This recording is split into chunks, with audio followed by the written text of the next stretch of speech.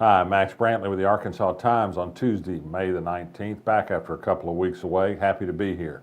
News headlines today include ethics matters. There was a march this morning at the Capitol and later a news conference by a local group, RIOT populist and national groups that are pushing to get each state to approve a constitutional amendment that would allow the overturning of the Citizens United opinion, which by the U.S. Supreme Court, which has opened up unlimited campaign spending by corporations. It's had a negative effect on politics.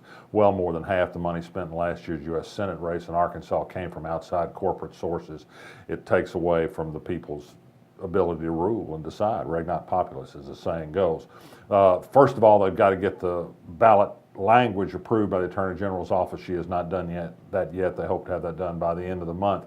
I also received today an Ethics Commission advisory opinion about some questions I'd raised about practices that developed in the 2014 legislature as a result of the new constitutional amendment that was styled as ethics reform and was supposed to end the practice of free meals and drinks for legislators, but did no such a thing. I didn't ask about specific events. We talked in generic terms. But the news seems to be from the Ethics Commission that it is not going to break new ground, that it's going to be very restrained in interpretation of the law. It doesn't seem likely to step in, although it leaves room to say factual determinations could change these opinions to allow things such as lobbyists raising money and throwing big social dues for the President of the Senate and the House Speaker, the multiple lunches and dinners and cocktail parties that have been held every day during the session for legislators. Clearly, they couldn't all attend these events, but they're viewed as exceptions because they are planned activities to which all legislators are invited.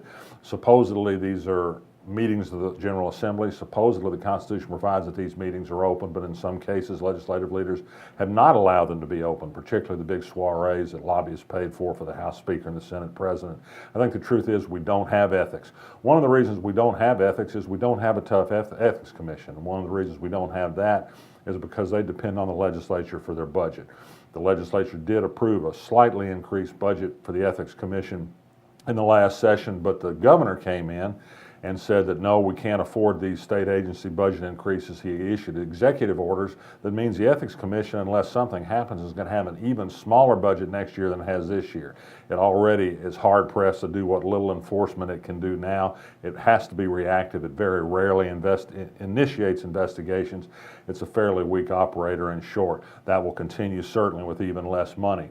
Now, this may or may not be related. Speaking of budgets, it was learned today by KETV and confirmed by others that Brandon Sharp had been fired after 4 years as the state budget administrator. That's a $101,000 a year job. It may or may not be coincidental that Sharp was quoted in the Democrat Gazette this morning as explaining why the Ethics Commission budget would be short as a result of executive action by the governor, which was needed to pay for his income tax cut. Hard truths like that are true, but sometimes they're a little unpopular to speak publicly. Perhaps he spoke too much, but I have an FOI request in to find out about that. They've been talking in my absence about Baker Kurris rising to be the superintendent of the Little Rock School District.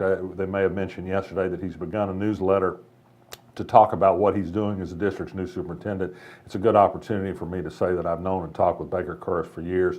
If he fails as superintendent, it won't be for lack of effort or lack of intellect. He knows what's wrong with the district. He doesn't always agree with some of the people in the district that I also agree with on Democratic control of the district, but he's done nothing but commit himself and his family to the schools for the better part of 2 decades, and the alternative could have been much worse. Baker Kurris does believe in the continuation of Little Rock as a public school district. He doesn't believe in privatization of the schools. That was the plan that was envisioned for the district by Johnny Key, the education commissioner, and by the governor, Asa Hutchinson. That's been stopped for the time being. Baker Kurris is our last best hope.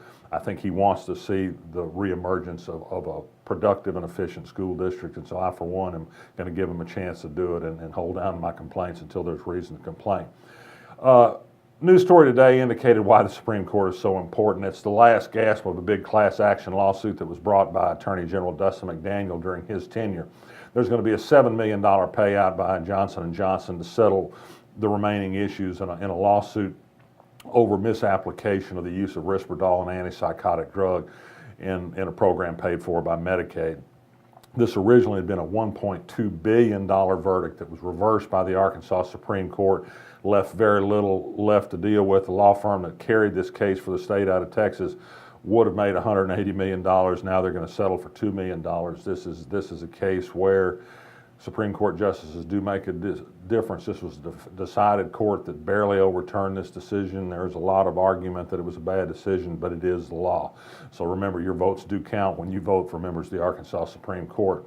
Last night in Bentonville, the school district held a public hearing on its proposal to adopt a non-discrimination policy on sexual orientation for its employees only, and also, by the way, to add veteran status and marital status and parental status as categories for which you could not discriminate against someone. That is, you could not fire a teacher or refuse to hire someone because they were gay or because they were married or because they were a parent.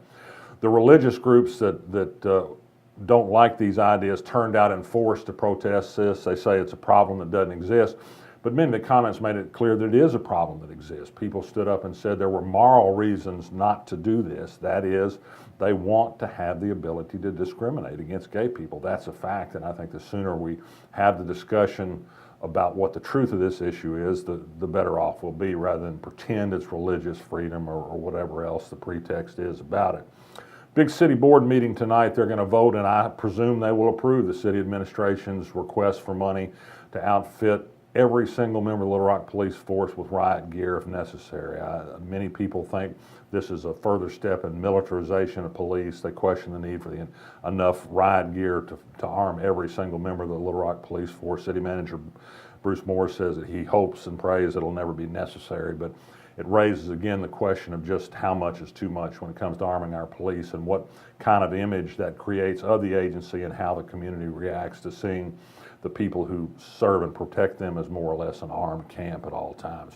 Finally, to those of you I asked, yes, that was my son Fritz on Jeopardy yesterday, and who lost a heartbreaking $1 loss on the final Jeopardy question, but he's a good kid and I'm proud of him. I'm Max Brantley. I'll be back tomorrow.